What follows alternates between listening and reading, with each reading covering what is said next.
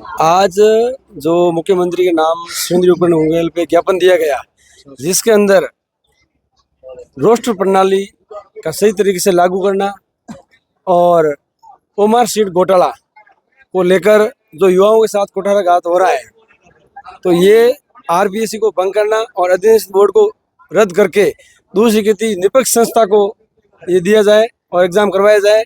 और बाकी यहाँ की समस्याएं थी, पानी को लेकर जो समस्या थी, यहाँ सिमंदरी क्षेत्र के आसपास के क्षेत्र के अंदर जो भारतीय जनता पार्टी के पक्ष की पंचायत है, उन पंचायतों के अंदर तो पानी दिया जा रहा है और जो उनको वोट नहीं दिए उन लोगों के पंचायतों के अंदर पानी नहीं चालू किया जा रहा है। तो ये भारतीय जनता पार्टी और बीजेपी के राज के अंदर जो भारतीय जनता के वो पार्टी को वोट देंगे उनको ही जीने का अधिकार है, उनको ही पानी मिलेगा और जो नहीं देंगे उनको नहीं मिलेगा। दूसरी बात रही कॉलेज की समस्याएं। कॉलेज की ये हालात है सिमंदरी की, आज 500 स्टूडेंट है और कोई धनी दौरी नहीं है, स्थायी कोई प्रोफेसर नहीं है, स्थायी कोई प्राचार्य नहीं है।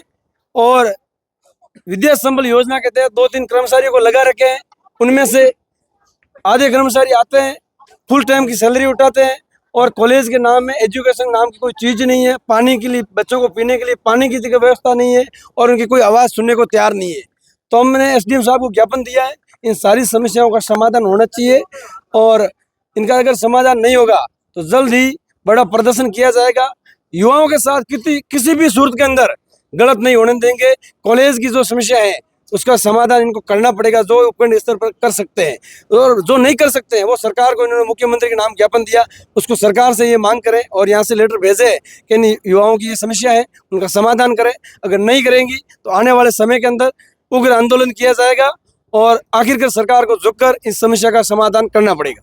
पानी की समस्या को लंबे समय से बात की जा रही है यहाँ के ग्राउंड पर।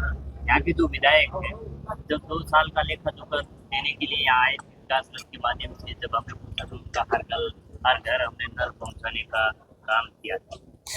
मैं एक बात कहना चाहता हूँ, जो 2 साल का रथ लेके घूम रहे थे ना, उस समय जोधपुर संभाग के सारे युवा सड़कों पर थे।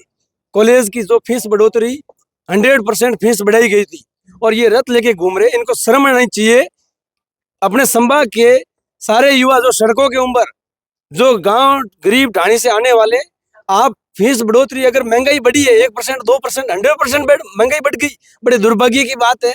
ये सरकार नाकामी है सरकार की। और एक भी ऐसा काम बताया उन्होंने 2 साल के अंदर जनता के लिए काम किया है, ये सिर्फ भारतीय जनता का पार्टी का प्रोपेगेंडा है। हिंदू मुस्लिम धर्म के ऊपर राजनीति करना और विकास के नाम पर कौन है। कल बाड़मेर और नागौर के अंदर बड़ी संख्या के अंदर बेरोजगारों का, युवाओं का धरना था, कलेक्टर घेराव था, आपको जो कल बाड़मेर और राजस्थान के अंदर ओबीसी और रोस्टर प्रणाली को लेकर और इस ओमार सीट घोटाले को लेकर जो युवाओं के साथ कुठाराघात हो रहा है, गांव गरीब ढाणी से आने वाले युवा, इनके पेरेंट्स खून पसीने की कमाई से जो पैसे देते हैं इनको पढ़ने के लिए, और आज ये हालात है राजस्थान के अंदर, कोई युवा मन से पढ़ना नहीं चाहता, कोचिंग संस्था जाना नहीं चाहता, जाकर क्या करेगा। अगर ओमार सीट ही बदल दी जाती है, पेपर आउट हो जाता है, तो क्या करेंगे पढ़ के, आप बताओ किसकी उम्मीद होगी। कल अगर मीडिया के माध्यम से सारे देश के अंदर न्यूज पहुंचाई जाती है और इसकी जगह कोई दूसरा स्तंभ आ जाएगा न्यूज पहुंचाने का, तो आप क्या करोगे ये बताओ। तो युवा क्या करेंगे, पढ़ने वाले युवाओं के साथ किस तरीके से जो कुठाराघात किया जा रहा है। आने वाले समय के अंदर सरकार इसके ऊपर अगर कोई ठोस निर्णय नहीं लेंगी तो विधानसभा का घेराव किया जाएगा जयपुर के अंदर कुछ ही समय के अंदर। 10 दिन का उनको बाढ़ में टाइम दिया है, अगर 10 दिन के अंदर इनका कोई ठोस समाधान और आश्वस्त नहीं मिला और कोई कमेटी बनाकर इसकी जांच नहीं की गई, तो सीबीआई को जांच नहीं दी गई, तो इसके ऊपर लेकर जयपुर में बड़ा प्रदर्शन किया जाएगा और सरकार को झुकाएंगे और जब तक इसको न्याय नहीं मिलेंगे सड़कों के ऊपर रहेंगे, धरना प्रदर्शन करेंगे। अभी विधानसभा का सत्र चल रहा है, 5वां सत्र आज शुरू हुआ है और कल मध्य प्रदेश के प्रभारी भाजपा विधायक हरीश चौधरी ने भी प्रियंका चौधरी और रविंद्र सिंह पार्टी को भी उस धरने प्रदर्शन में आने को कहा था। और सुबह प्रेस कॉन्फ्रेंस में रविंद्र सिंह पार्टी ने बताया था कि हम विधानसभा के अंदर ये मुद्दा उठाएंगे, एक बड़ी समस्या है, ज्वलंत समस्या युवाओं को लेकर। इस बात को लेकर हमने उस धरना प्रदर्शन के अंदर सभी पार्टियों के नेताओं को, विधायकों को और सबको बुलाया।